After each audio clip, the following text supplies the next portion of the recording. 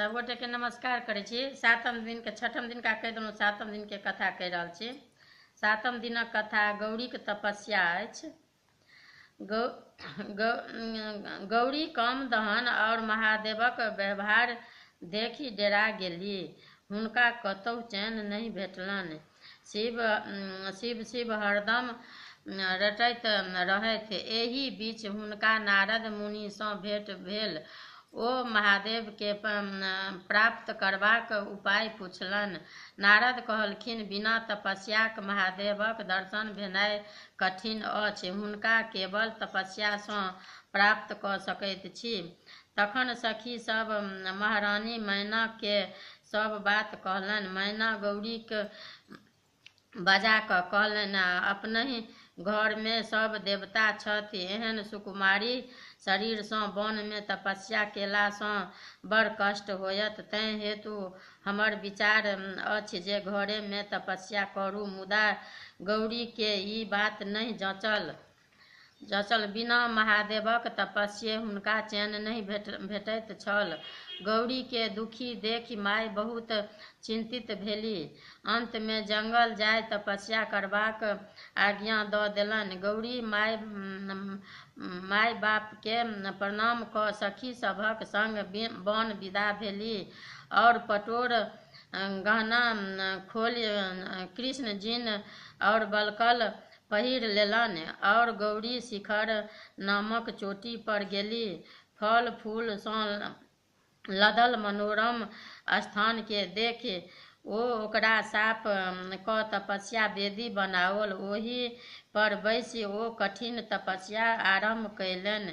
गर्मी मास में चारू कात धुनी लागल सूरजक दिस तपस्या करथि।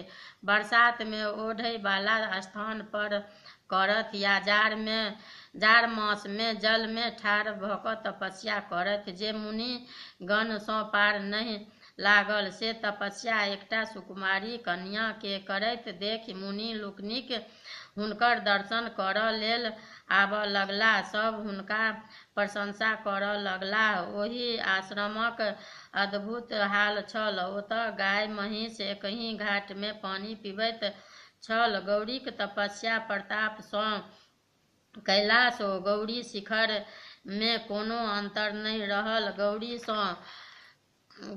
गौरी प्रभावित भऽ ऋषि मुनिक सँ नारदक संग महादेवक ओतऽ गेला। हुनका सब मिल कऽ आग्रह केलकनि जे महादेव, गौरी तऽ एहन तपस्या कऽ रहल छथि जे आइ तक ने कियो केलक ने कियो करत।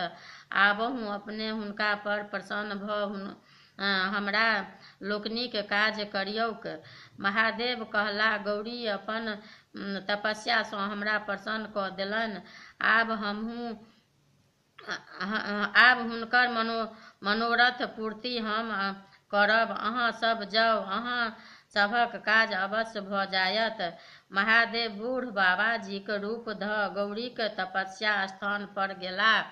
बाबाजी रूप देखि गौरी हुनकर स्वागत सत्कार केलनि। बाबाजी प्रसन्न भऽ हुनका पुछलनि जे कोनो तरहक विघ्न बाधा तऽ नहीं अछि। इहो पुछलनि जे कोनो कामना सँ एतेक पैघ तपस्या करैत छी। गौरी अपने किछु उत्तर नहीं दऽ अपन सखी सबके इशारा केलनि। ओ सब कहलनि, हमर सखी महादेव सँ विवाह करबाक कामना सँ तपस्या कऽ रहल छथि। जहिये ई तपस्या शुरू केलनि तहिये आश्रम में फल फूल लगौलनि और सब गाछ बढ़िया सँ फल फूल दऽ रहल अछि। लेकिन हिनकर कामनाक फल एखन अंकुरो नहीं फूटल अछि। बाबाजी गौरी सँ पुछलनि, की ई बात सत्य कहैत छथि? गौरी उत्तर देलनि, हाँ, ई सत्य कहैत छथि। ताहि पर बाबाजी अपन निराशा प्रकट करैत विदा भेलाह। जे हुनका होइत छलनि जे गौरी कोनो पैघ कामना सँ एहन कठिन साधना में लागल छथि। गौरी हुनका जाइत देखि रोकबाक प्रयास करैत पुछलनि जे हमरा सँ कोन अपराध भेल जे एना निराश भऽ तमसा कऽ जाइत छी? बाबाजी अहाँ हमर अपराध नहि कऽ अपन हानि कयलहुँ अछि। हमरा पहिने अहाँ पर श्रद्धा भऽ गेल छल, मुदा अहाँक अदृष्ट बुझि घृणा भऽ गेल। अहाँ असरफी बेचि माटि कीनऽ चाहैत छी, हाथीक सवारी छोड़ि बरद पर चढ़ऽ चाहैत छी, सूरजक प्रकाश छोड़ि भगजोगिनीक इजोतमे रहऽ चाहैत छी, कोठा सोफा त्याग मरघट में दिन बिताबऽ चाहैत छी।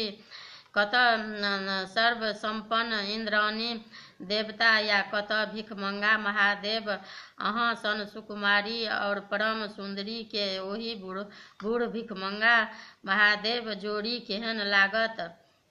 अहाँ एहन चंद्रमा सन मुँह और महादेव के दाढ़ी मोछ वाला मुँह, अहाँक कमल सन के आँखि और हुनका 3टा आँखि, अहाँक माथ में फूलक बेनी, हुनका माथ देह में छाउर, अहाँक शरीर में सोनाक गहना, हुनका शरीर में साँप लपेटल, गर्दन में मुंडक माला। अहाँ मंगलमयी आ ओ अमंगल, अहाँ महाराज हिमालयक बेटी या ओ किनकर संतान छथि से ओहो नहि जानैत छथि। धनिक तेहने छथि जे देह पर लत्ता मात्र, नदारथ कन्या लेल लोक बर में जे गुण तकैत अछि ताहि में एकोटा गुण महादेव में नहि छनि।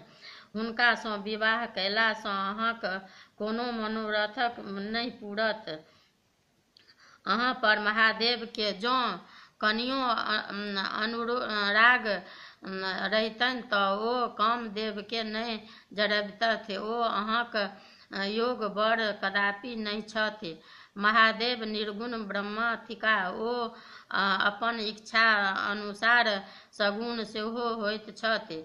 वएह ब्रह्माक रूप धऽ संसारक सृष्टि करैत छथि। सभक आदि पुरुष वएह थिका। हुनकर बाप पुरुष के भऽ सकैत अछि। सब विद्याक आदि वएह छथि। हुनके श्वास सँ वेद बहरायल अछि, तखन ओ मूर्ख कोना भऽ सकैत छथि। कोनो गरीब लोक मन सँ हुनकर पूजा करैत अछि तऽ ओ अत्यंत धनिक भऽ जाइत अछि। हुनकर लीला अपरंपार छनि। सुंदर सँ सुंदर या कुरूप सँ कुरूप हुनके रूप छनि। ओ कहियो अमंगलकार नहि भऽ सकैत छथि।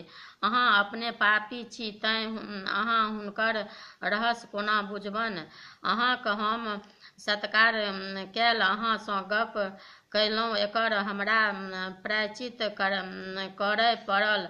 बाबाजी फेर किछु बाजऽ लगलाह। गौरी अपन सखी सँ बाबाजी के हटाय देबाक कहलनि। ओ कहलनि जे फेर ई महादेवक निंदा करता। पैघक निंदा केला सँ करऽ वाला के सिर्फ पाप नहि होइत अछि, सुनैहरो के पाप सेहो होइत छैक। ई कहि गौरी ओतऽ सँ तमसा कऽ विदा भऽ गेली।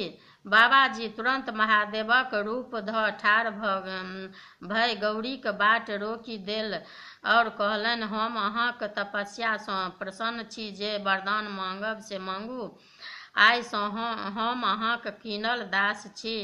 गौरी लाज ओ आनंद सँ काठ भऽ गेली। महादेव कहल, आब अहाँक वियोग हमरा एहन नहि सहल जाइत अछि। कैलाश चलू, ओतय विवाह करब।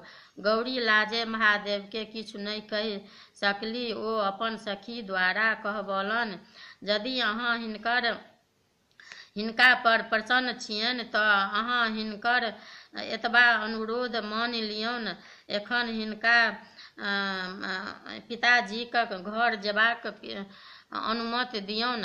अहाँ कोनो पैघ लोक के हिनका पिताजी के ओतऽ पठा हिनका संग विवाह करैक लेल कहियौन। विवाह में प्रचलित नियम अछि, ताहि अनुसारे विवाह हेबाक चाही, जाहि सँ हिनकर पिताजीक गृहस्थ सफल होनि या यश पसरनि। गौरीक बात मानि महादेव अंतर्ध्यान भऽ गेलाह। गौरी अपन पिताजी घर एली। हिमालय और मैनाक सखी मुँहसँ सब बात सुनि प्रसन्न भेली। ऋषि मुनि समाचार सुनैत देरी हिमालय ओतऽ एला।